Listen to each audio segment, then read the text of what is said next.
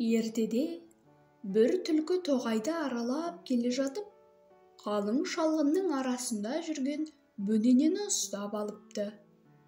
Үрейі ұшқан бөдене: «Түлкіжан, тимеші, екеуміз дос болайық», депті құтылудың амалын іздеп. «Ендеше мені тойғыз», депті түлкі. «Онда ер соңымнан, анау қыздарға барайық», депті бөдене жаңа қонып жатқан бір ауылға ерулік алып бара жатқан қыздарды көрсетіп. Оны көріп, «Ал баста», дейді де, түлкі соңынан ілеседі. Жақындаған соң бөдене: «Мен қыздарды алдарқатып алып кетемін, сен тамағын жеп ал», дейді де, ұшып барып қыздарды қарсы алдына қонады. Қыздар бөденені қызықтап, ұстап алғылары келеді. Ерулікке арналған тамақ толы табақтарды жерге қоя салып, ақсаңдай қашқан бөденені қуаласа жөнеледі. Сол кезде түлкі жетіп барып, табаққа бас қояды. Етке сылқия тойып, табақтарын төгеріп, ойнақтап шыға келеді. Ұзап барып, бөдене де ұшып кетеді. Қыздар қайтып келсе, табақтары шашылып жатыр екен. Еті жоқ. Амалсыздан ауылдарына қайтыпты. Келесі күні түлкі өзінің бөдене досына тағы келіп өтініш айтыпты. «Досым, мені тағы бір тойдыршы». «Жарайды, тойдырайын. Менің соңымнан ілесе отыр», депті бөдене. «Ілесейін, баста», деп, түлкі сүмеңдеп бөдененің соңынан еріп бір ауылға келіпті.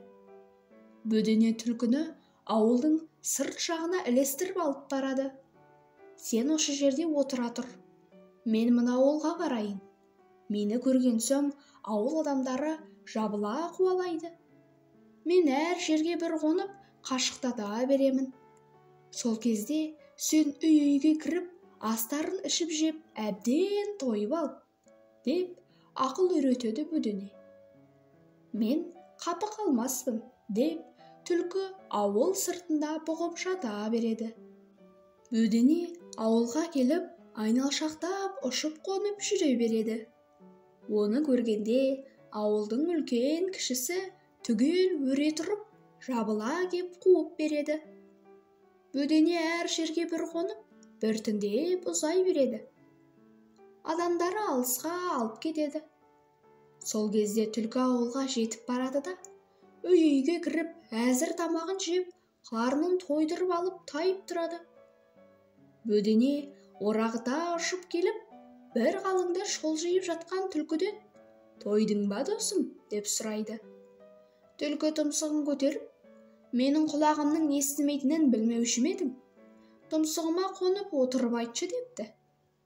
Бөдене түлкінің сорайып тұрған тұмсығына қонып алып: «Тойдың ба, досым?» депті, құлағына айғайлап. Сол кезде түлкі «Тойдым», деп, тұмсығында қонып отырған аңқау бөденені қақшып ұстап алып, қылғи салыпты.